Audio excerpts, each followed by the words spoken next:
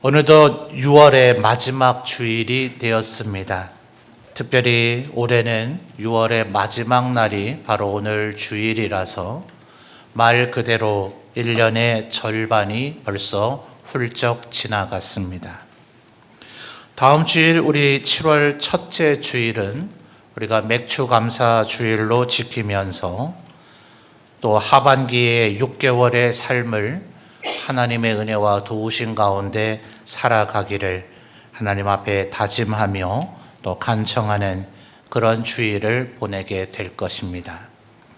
그래서 7월 첫째 주일을 앞두고 이 마지막 6월의 마지막 날로부터 이 한 주간을 지내며 지난 6개월 동안 하나님께서 우리에게 어떠한 은혜를 베풀어 주셨는지 감사의 제목을 헤아려 보는 그런 한 주간이 되기를 바라는 것입니다. 우리 성도님들의 삶은 어떠셨습니까? 여러분의 삶에 감사가 많았는지 또 고난과 시련이 많았는지 우리 교회적으로 볼 때는 이 전반기 가운데 존경하는 우리 원로 목사님도 하나님의 부르심을 받으시고 또 권동진 원로 장로님 또 최근에는 우리 임병건 장로님까지 하나님 앞에 부르심을 받아서 우리 성도들의 마음에 슬픔과 섭섭한 마음들이 많이 있는 것 같습니다. 그러나 또 한편으로는 코로나 3년 동안 중단되었었던 구역 예배가 다시 시작이 되었고 또 그 이전부터 다른 여러 이유들로 인해서 멈춰져 있었던 우리 에베네셀 어르신들의 모임이 다시 재개되어지고 또 올해는 특별히 코이노니아 그룹을 새롭게 시작하는 여러 가지 감사할 일들도 있었다고 생각이 됩니다. 어떤 것이 우리에게 더 크게 와닿았을까요? 또 우리 성도님들의 가정의 삶이나 개인의 삶에는 어떠한 일들이 있으셨습니까? 오늘 우리가 읽은 본문 말씀의 다니엘을 통해서 다니엘은 어떤 삶을 살았는가? 특별히 10절의 마지막 표현을 보면 그가 기도하고 있는데 하나님께 감사하였다라고 표현이 되어져 있는 것을 보며 다니엘은 지금 어떤 상황이길래 하나님 앞에 감사할 수 있었을까 하는 것을 한번 확인해 보고자 합니다. 이때 다니엘의 나이, 연세가 얼마나 되었을까요? 성경을 보면 그의 나이를 추측할 수 있는 몇 가지 표현이 나타납니다. 먼저 1장 1절을 한번 살펴볼까요? 다니엘서 1장 1절로 거슬러 가서 한번 살펴보겠습니다. 우리 성도님들 읽어주세요. 시작.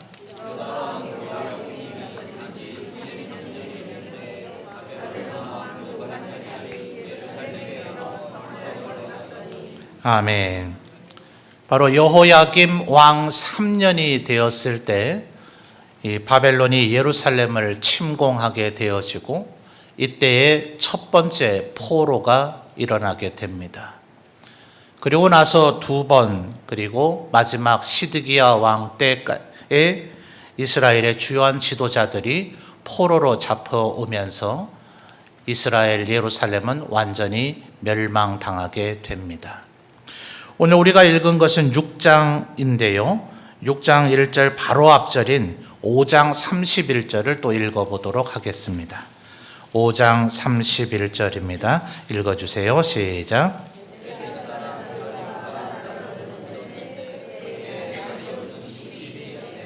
아멘. 자, 5장의 상황에서 이 바벨론이라고 하는 나라가 멸망을 당해버리고 메대 사람 다리오가 일단 왕권을 얻었습니다.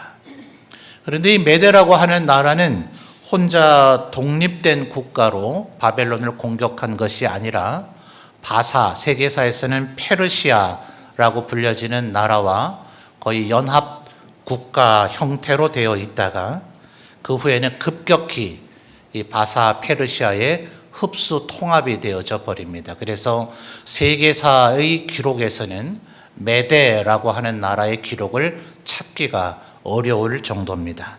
그래서 6장 28절을 보면 바로 이 메대와 바사, 결국은 바사로 흡수 통합되었다는 것이 표현이 되는데요. 6장 28절 읽어주실까요? 시작.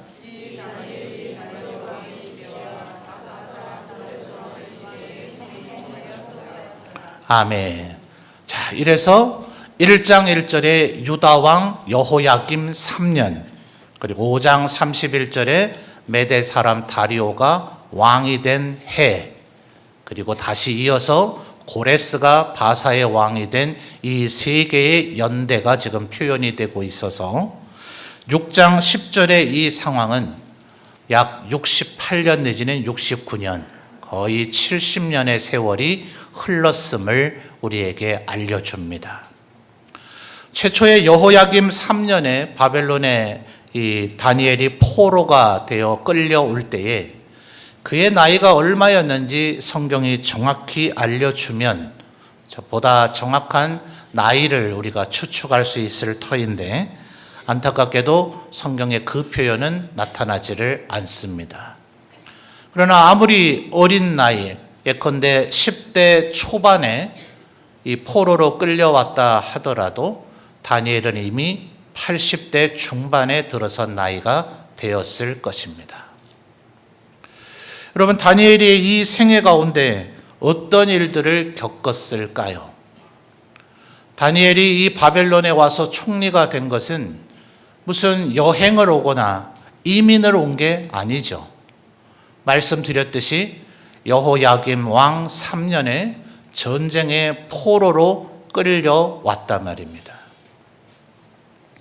지난 20세기의 인류는 수많은 전쟁을 치르면서 어느 나라가 이기든 지든 간에 필연적으로 우리나라 사람이 포로가 될 가능성이 있으니 모든 나라들이 포로에 대해서 학대하지 말고 그들을 잘 보호하자. 만약 그것을 지키지 않으면 전쟁이 끝난 후에 전쟁 범죄자로 재판을 하자라는 것을 여러 나라들이 합의했습니다. 그러나 그것이 잘 지켜졌을까요? 언제나 패전국에 한해서만 전쟁 범죄에 대해서 보다 엄격한 재판이 이루어졌지, 승전국이 저질렀던 전쟁 범죄에 대해서는 그 어느 나라에 대해서도 다룬 적이 아예 없습니다. 지난 20세기에 정한 룰과 규칙의 실행이 이와 같은 형편이었다면 20세기 이전의 전쟁의 양상은 어땠을까요? 포로는 죽여도 그만, 살려도 그만, 마치 물건 이하의 취급을 당하곤 하던 것이 포로입니다. 그러니 다니엘과 세 친구와 함께 이 바벨론의 포로로 잡혀왔던 사람들이 도대체 얼마였고 그 중에 얼마가 살아남아 바벨론에 도착을 했는지 우리는 알 길이 없습니다. 제가 이 부분을 설명할 때마다 예화로 종종 드는 얘기들이 있죠. 우리나라 두만강 건너에 소위 간도라 불려지고 연해주라 불려지는 지역에 우리 동포들이 많이 나가 살고 있었습니다. 그러다 러시아가 소련이 되는 공산화가 이루어지자 소련 정권은 이런 민족들을 아예 흩어놓기로 결심을 해서 연해주에 있던 우리 동포들도 지금의 중앙아시아 지역으로 많이 강제 이주를 당하게 됐습니다.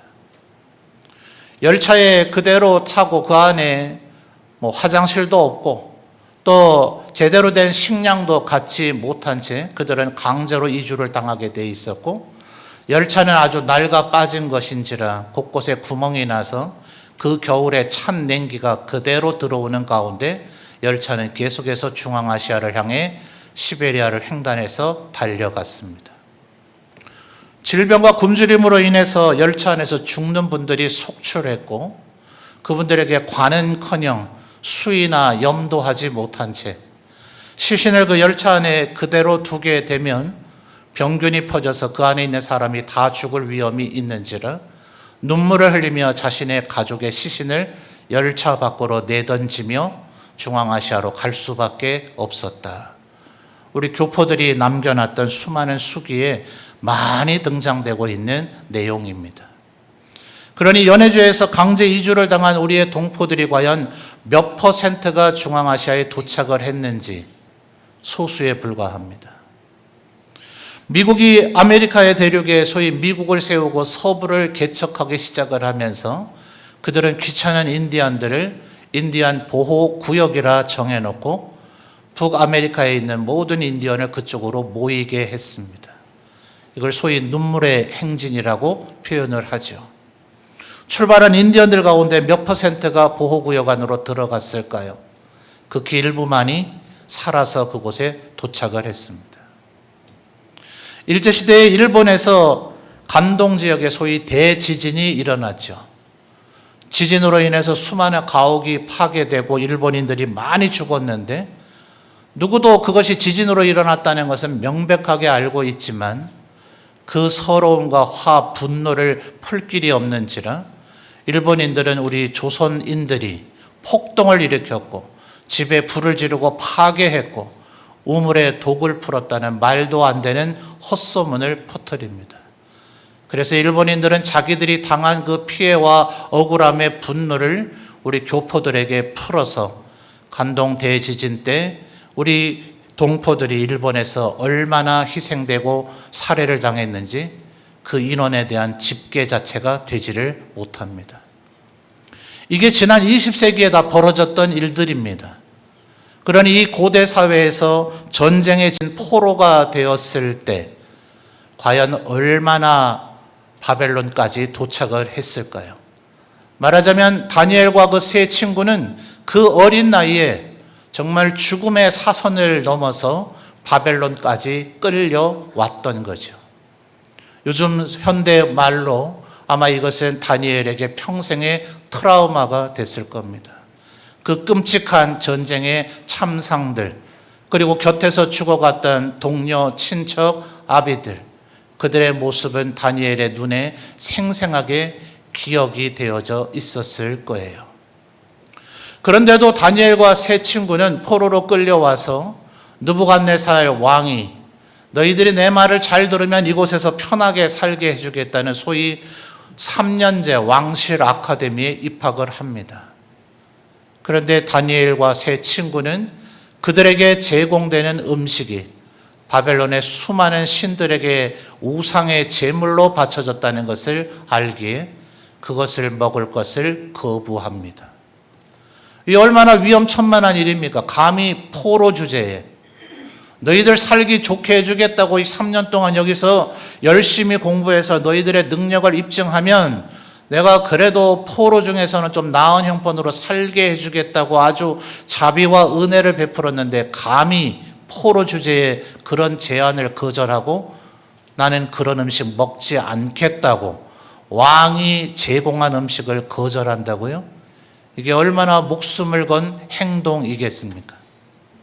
오죽하면 그들을 감독하는 이들조차도 말릴 정도였지만 다니엘과 세 친구는 그것을 끝내 고집하였고 하나님께서는 그 네 사람에게 지혜와 명철로 그리고 그 모든 음식을 먹은 자들보다 더한 건강으로 그리고 특별히 다니엘에게는 꿈과 또 이사를 해석할 수 있는 능력과 지혜를 부어주셨다고 성경은 이야기하고 있습니다. 그 후에 또다시 목숨에 대한 위기가 찾아오죠. 바벨론의 왕 느부갓네살이 꿈을 꾸었는데 그는 그 꿈의 내용을 알려주지 않은 채 내가 무슨 꿈을 꾸었는지 알아맞히고 그리고 그 꿈의 내용을 해석하라고 이야기합니다. 바벨론에도 수많은 지혜자들이 있었지만 참 경악할 일이죠. 꿈의 내용을 알려줘야 우리가 해석을 하지 왕께서 무슨 꿈을 꿨는지를 우리가 어떻게 압니까? 너희들 내가 꾼 꿈의 내용을 알려주면 그럴싸한 말로 갖다 붙여서 엉터리 해석을 할 거 아니냐. 그러니 내가 무슨 꿈을 꿨는지를 먼저 맞추고 그리고 해석을 하라. 그러지 않으면 다 죽이겠다고 얘기했습니다. 한번 찾아볼까요? 2장 다니엘서의 2장 12절 13절입니다.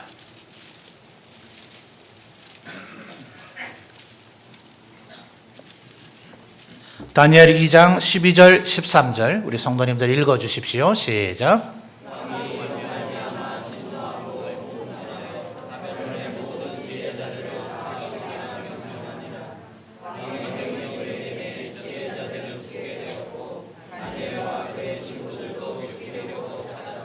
아멘. 자, 13절 하반절을 보니 분명히 나오죠. 다니엘과 그의 친구들도 죽이려고 했다. 이때 다니엘이 그 일을 집행하려는 왕의 신하에게 왕의 명령이 왜 이리 급하시냐, 조금만 기다리시면 내가 해석을 알게 해드리겠다 하면서 3명의 친구에게도 함께 기도로 도와달라 하고 하나님 앞에 간절히 기도함으로 그 꿈을 해석해서 이 죽음의 위기를 극복합니다. 꿈의 내용이 뭐였습니까? 금의 머리로 된 바벨론으로부터 시작해서 진흙과 철이 섞여 있는 로마로 상징되는 이 나라, 그래서 금의 머리로부터 발가락이 진흙과 철로 섞여 있는 신상을 보게 되는데, 사람이 떠낸 것이 아닌, 말하자면 하나님께서 떠내신 돌이죠. 거대한 돌이 날아와서 이 신상을 파괴해 버리고 거대한 산을 이루어서 영원토록 이어지더라. 이 세상의 나라들, 이스라엘과 예루살렘을 멸망시킨 바벨론이 대단한 것 같지만 그 나라는 얼마 되지 않아서 마치 머리에서 금이 끝나듯 바벨론도 멸망할 것이고, 그 뒤에 메데, 파사, 헬라, 로마 아니라 그 어떤 나라들도 다 망할 것이지만 하나님께서 친히 세우신 하나님의 나라만이 영원 무궁토록 이어질 것이다 라는 꿈의 내용임을 다니엘이 알려주고 해석을 해줍니다.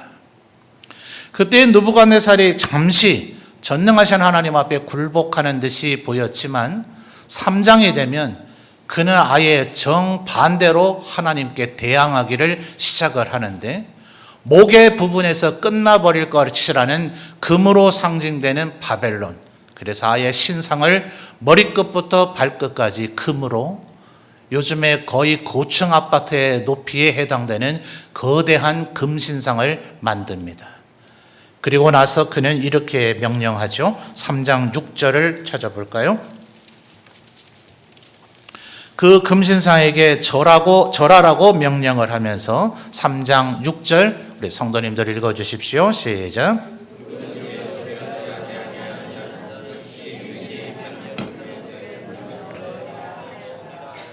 아멘. 어떻게 한다고요? 이 금신상에게 절하지 않는 자는 누구든 용광로, 금속을 녹여서 재련하는 용광로에 되는 그 풀무불에 던져서 죽여버리겠다.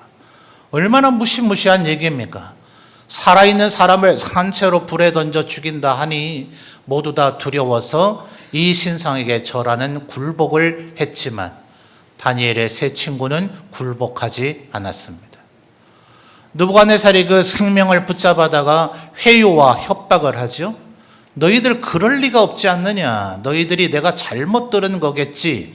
너희들이 설마 절 안 했을 리가 없지 않느냐 라고 회유를 한 후에 지금이라도 절해라. 지금이라도 절하면 용서하겠지만 그렇지 않으면 너희를 죽이겠다 라고 얘기하지만 세 친구는 우리가 절하지 않으면 하나님께서 우리를 건져주실 것이지만 그렇지 않을지라도 우리는 절대로 절하지 않겠다고 굴복하지 않습니다. 끝내 느부갓네살은 이 3명의 친구를 풀무불을 7배나 뜨겁게 만들어서 더 열기를 강하게 만들어 그 풀무불 속으로 3명을 던져버렸지만 3명을 던지기 위해서 가까이 끌고 가던 사람들이 그 열기로 인해서 불에 타 죽었고, 이 3명은 오히려 결박했던 그 결박의 줄은 불에 타서 사라져 버렸지만 불 가운데서 그을린 냄새조차도 나지 않은 채 그 풀무불 속에서 다시 나오게 됐더라. 던진 것은 3명인데 불 가운데서 4사람이 움직이는 것을 보았더라. 바로 구약에 나타나신 우리 그리스도 주님께서 이 3명을 털끝 하나 상하지 않도록 지키고 보호하신 거죠. 바로 이렇듯 다니엘은 이 바벨론에서 살아가는 동안 수많은 세월에 총리의 반열에 이르렀으니 좋은 일이 왜 없었다 하겠습니까마는 그의 삶은 거의 죽음의 사선을 넘나드는 것으로 점철되어져 있었다 해도 과언이 아닐 겁니다. 그런데 여러분, 오늘 우리가 읽은 6장, 아까 5장 31절에 지금 무슨 일이 벌어졌습니까? 그는 이미 1장 1절에서 유다왕 여호야김 3년에 예루살렘이 파괴되고 멸망되는 가운데서 포로로 끌려오는 일을 겪었는데, 그의 노년에 그는 또다시 자기가 70년 가까이 살아왔던 바벨론이 멸망하고 파괴되는 꼴을 또다시 경험하게 됩니다. 말씀드렸듯 10대 초반에 어린 아이가 겪었어도 평생 트라우마가 될 것이거늘 80대에 들어선 노인이 자신이 살고 있던 도시가 또다시 전쟁의 참상 속에 파괴되는 모습을 봤을 때 그 마음이 어떠했을까요?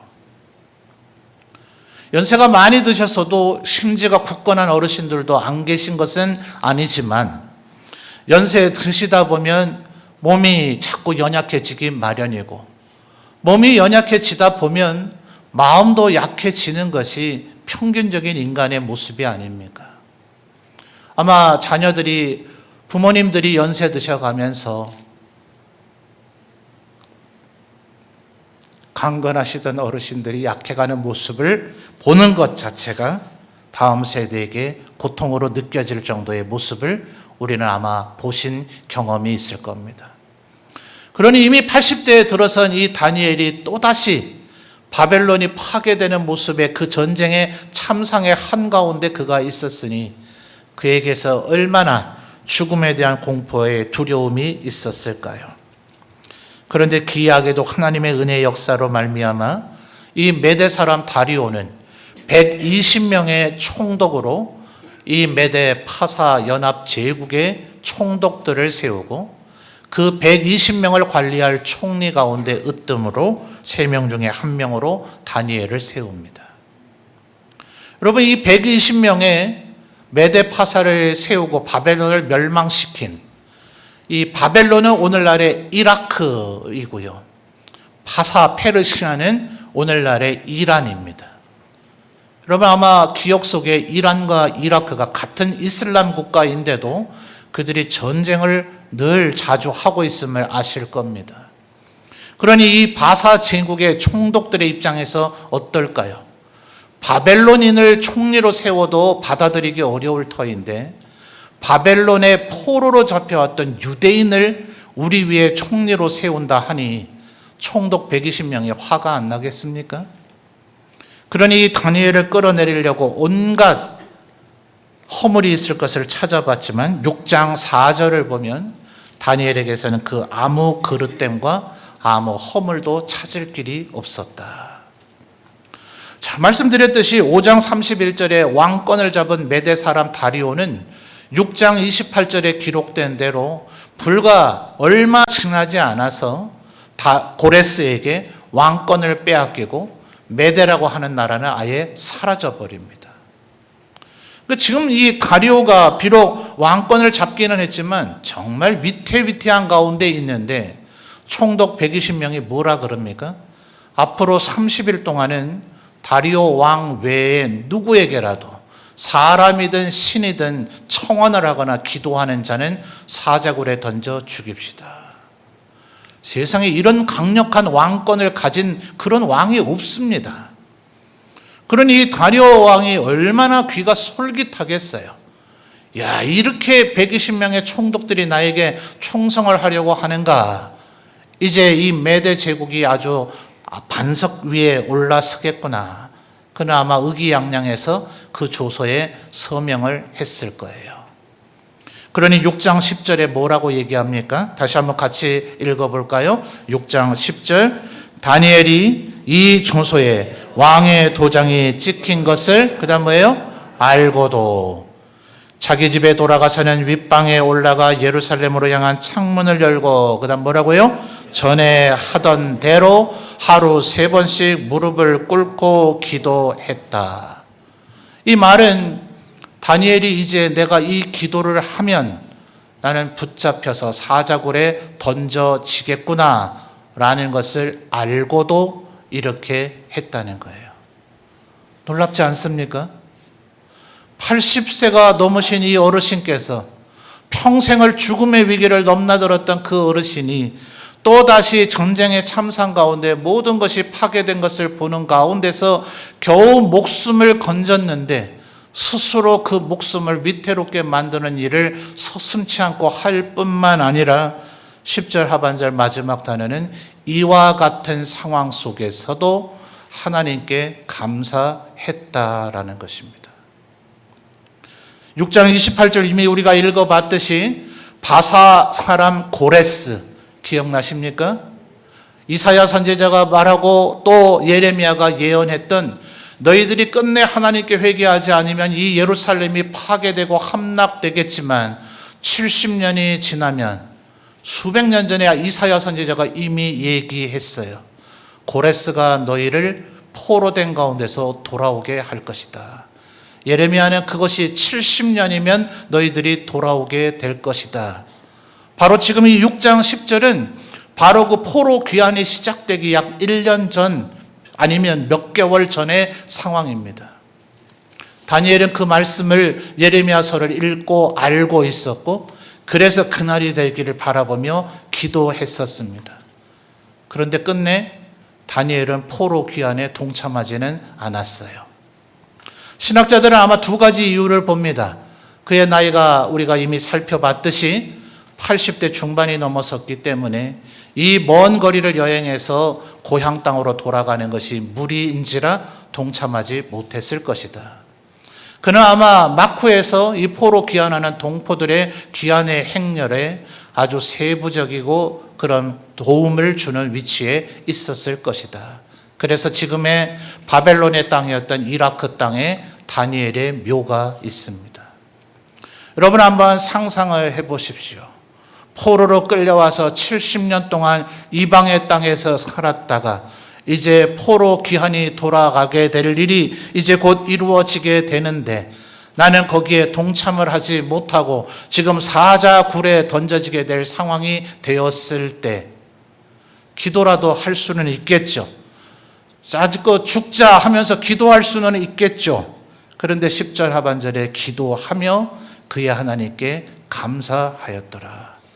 이것이 바로 다니엘의 진정한 믿음이었더라 하는 겁니다.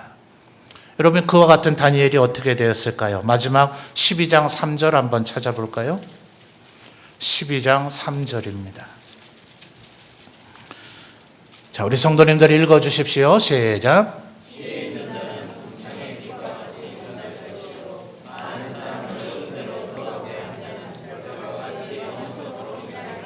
아멘. 3절의 하반절은 아주 유명한 예언이죠. 많은 사람을 옳은 대로 돌아오게 한 자는 별과 같이 영원토록 빛나리라. 이 말이 시적인 표현으로 되어 있는지라 도치문으로 하반절을 읽으면 별과 같이 영원토록 빛나는 자, 그가 많은 사람을 옳은 대로 돌아오게 하리라. 이렇게도 읽을 수 있는 구절입니다. 예수께서 태어나셨을 때 동방에서 온 박사들, 황금과 유향과 모략을 예물로 가지고 온 그 동방의 박사들은 왜 어떻게 아기 예수의 탄생을 알고 왔을까? 신학자들은 아마도 다니엘을 존경했던 바벨론의 박사들의 후예들인 그들이 바로 이 12장 3절의 말씀을 염두에 두고 있다가 왕이 탄생했음을 알고 온 것이 아니냐 이렇게 봅니다. 그런데 이것은 일종의 주님을 향한 예언이죠.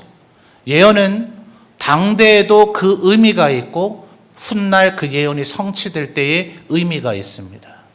시편을 보시면 다윗이 예수 그리스도에 대한 예언을 많이 예언하였는데 그것은 예수님에 의해서 성취되기도 하지만 다윗 그 자체에게도 의미가 있었던 표현들입니다. 이 12장 3절은 예수께서 그와 같이 별과 같이 빛나는 존재가 되신다라는 의미도 되지만 이토록 사자굴 앞에서 목숨이 또다시 위기에 처한 상황에서도 감사했던 다니엘, 그는 별과 같이 빛나는 존재가 되어서 수천 년이 지난 오늘도 설교자의 입으로 여러분의 귀에 들려지고 있는 것입니다.